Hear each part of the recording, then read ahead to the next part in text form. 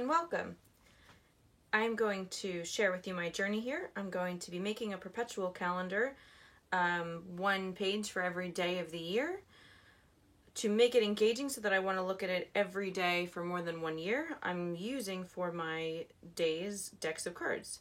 I have 7 decks of cards in here that I have organized first by suit. So we're starting the year spades, then moving second quarter is diamonds, third quarter the 2 red suits are in the middle for the warmer months, and then ending again in winter with clubs. There are 7 decks here that have backs that are beautiful but not very interesting to me specifically, so I will be covering them. I have recently acquired this glorious dictionary, which has seen many good days, and it will now see every one of my days. So I'll be covering the backs for the canvas with the dictionary pages, one for each and every day of the year. There's 366 days, including for a leap year, and then 4 days so that I can have one joker for each of the quarter turns. So quarter 1, quarter 2, quarter 3, right before we go into the quarter turns. Each of the quarters are arranged by type of card. So the first and second quarters move from aces through to king, and then that, building up to the end of the quarter. The 2 quarters at the end of the year will be moving down from king to ace.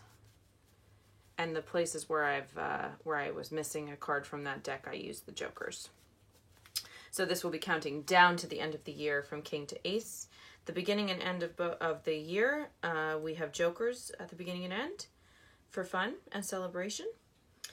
And I will be mostly embellishing, at least to begin the designs, using this beautiful sticker book, The Antiquarian, which I couldn't be more excited about. It has a lot of bizarre and interesting stickers, and I think it's going to be just the thing to keep me engaged for more than 1 year at a time.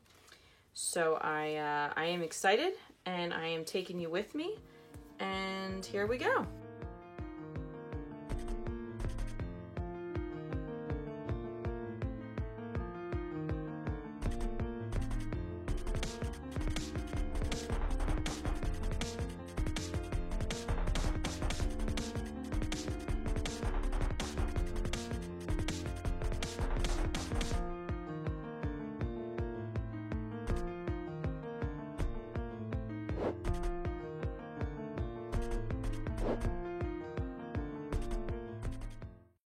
So here we have January. For January, I tried to anchor the month in these interesting patterns that were available in the stickers. I definitely didn't want to do just a whole month of that because there were so many cute things, so I tried to add, cute objects and interesting little things. I really like this month. I think it's a good way to ease into the calendar. I feel pretty good about it. I like how bold I got here. I had some mixed feelings about how I was going to handle the hole punches to have the base be chomped like that. So sometimes I like it, sometimes I don't, and there's a combination. So this is January with quarter 1.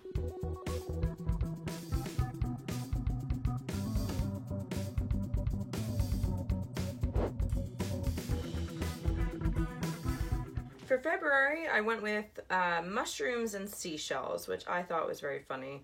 For Valentine's Day, I added the roses under the V. At the beginning of every month, I went through the whole dictionary and took out the actual month for each, the definition of the month for the beginning of every month. So I definitely tried to stick to that.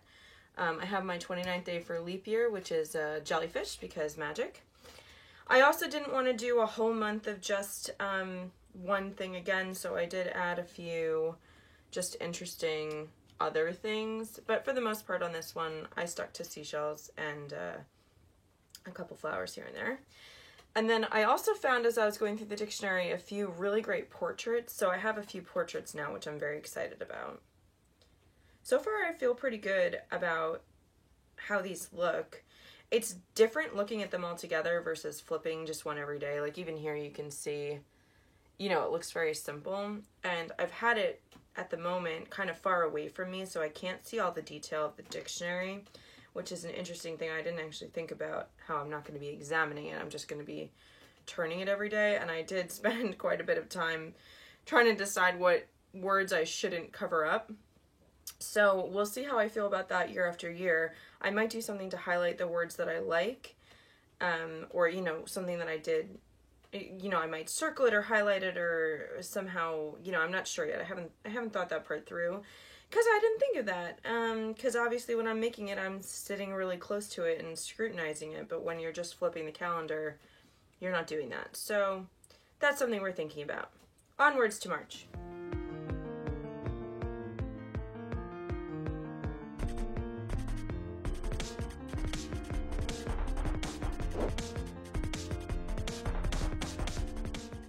So this is March. I had forgotten in February I accidentally did 2 of the 22nd. I didn't do that here. I actually had a 21 and a 22, but I was kind of so proud of all 4 of my 2s that I didn't want to undo any of them or try to redo it. So also I have a finite number of cards. Incredibly, I only have so many cards for this project. For this month I tried to stick with eggs, fruit, and bugs. I don't really remember why that was what was inspiring me, but I really like the way it turned out, honestly. I like the washi tape, and I really like this guy, very simple. I really like the beetles. I think they look really great. This is a whole month where I planned for the punch. I think I punched them first before I put anything on them. Again, I have mixed feelings about that. Sometimes I like the way it looks when you just punch through something you've made. So this month looks very safe to me. But I like that it ends with a key at the end of the quarter. This is the first project I'm really getting to see what I can do just with a Sharpie. This was just with a fine tip. With a fine tip Sharpie, I didn't go crazy. The only one I didn't use that for was the 22 on dark, I think from January. That was with this guy, the Uniball. There were no specific dates that I was highlighting this month other than my dad's birthday, which is the 20th, and I did put a strawberry on there for him because he loves strawberries. And that's March.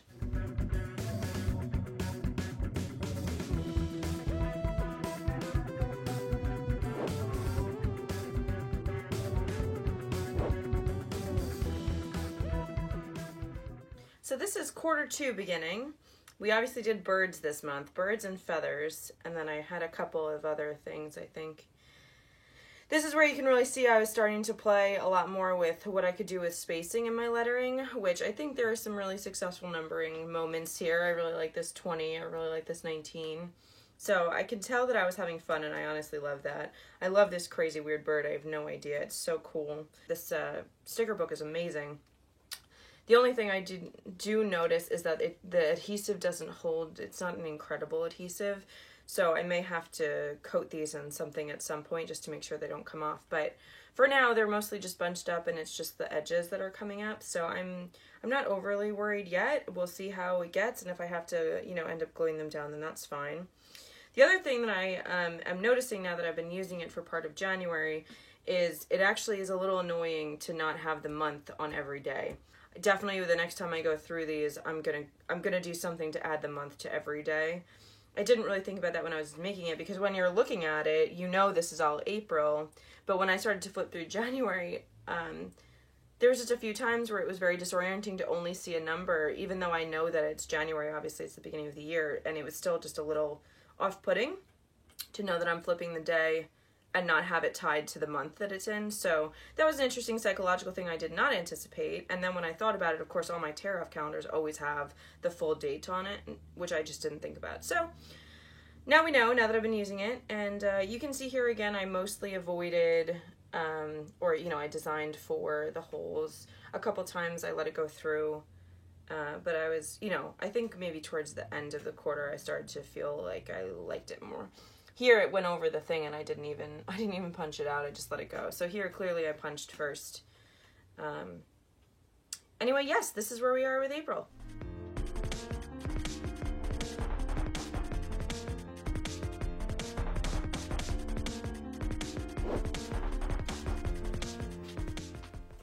I couldn't resist but doing May flowers. I clearly had a lot more fun. I was feeling a lot more comfortable. I went back to going first before stamping, so you can see that a few times. I even went so far as to cover almost the entirety of the back, which I am honestly very proud of myself for doing, because sometimes I fall in love so much with the ephemera, it's hard for me to actually use it as a background. So I'm very proud of myself for this month. I feel like I can really see that I loosened up a lot, and I was having more fun. I had another problem with 22. I almost skipped 23 this time. It makes me laugh that I recovered this way. I had actually totally forgotten about it. I tend towards an extreme perfectionism, so I'm incredibly proud of this project that I just have continued to soldier on without overthinking and redoing and obsessing. So this feels very playful and almost whimsical in its forgiving. Even like the uneven 9 and everything, these things really stress me out, but I've allowed myself to just finish this project for the most part, and just get the days done and feel good about it. So I'm very proud of myself for this calendar so far. And I'm also proud of myself for just voraciously using these stickers up, because I genuinely I also tend to hold on to things for the perfect moment, and I just have firmly told myself time and again, this is the perfect moment for these stickers and I can use them all.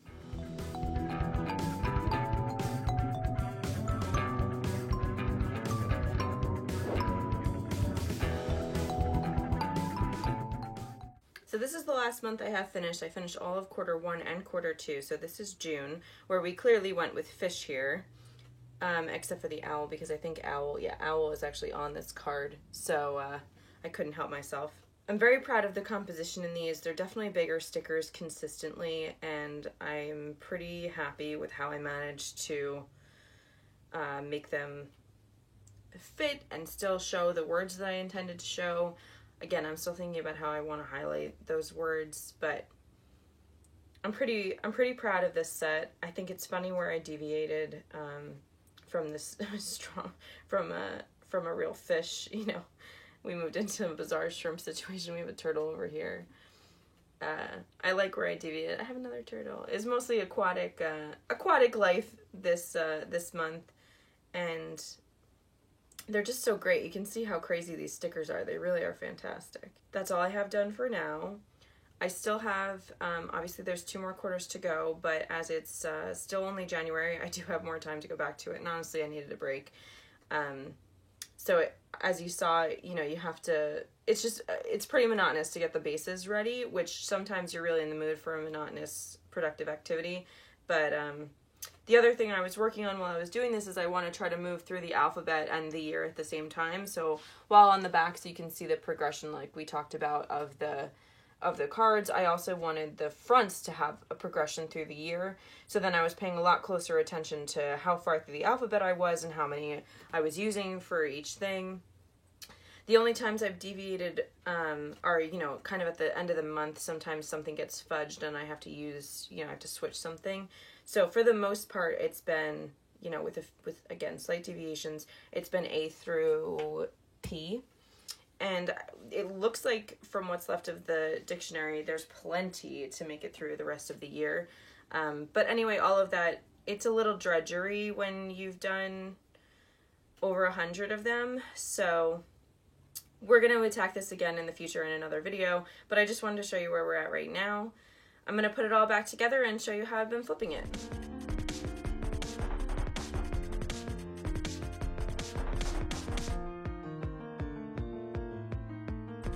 So here she is right now. This is only obviously half the cards because this is just the 2 quarters. I don't know if I really plan on leaving it on yarn, but for right now it's kind of working. When it settles, it has this long thing, and then you can kind of just flip it back, which again is not optimal for long term, but it's okay.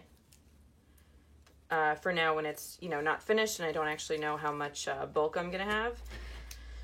So for right now, it kind of sits on the edge of my desk and you can just see it, and then when you come in, you flip it, and sometimes it's funny because it sits there. And actually I really like that I did the backs this way, because if it doesn't go all the way, or if I can't reach it, or if I move it, it is nice to see like where I am in the quarter, which is an interesting, I'm glad that that worked out exactly the way I thought it would.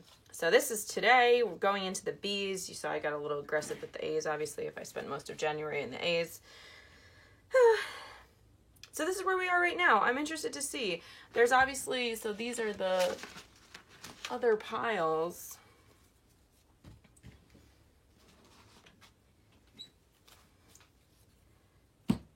I don't know how that's going to go with, you know, obviously we're adding so much bulk with a layer of paper on every single one. We'll see how it goes. I don't know if this setup will continue to work, but it works for now. And it's probably going to be a month or two before it might even be in quarter 2 when I continue to work on them because I have a couple other projects lined up. So that's where we are. The flip calendar, the perpetual flip calendar that we're making up as we go along. So the next thing I'll have to do is to add the month to every day and then continue on. So we'll see how that goes. Thanks for hanging out, guys.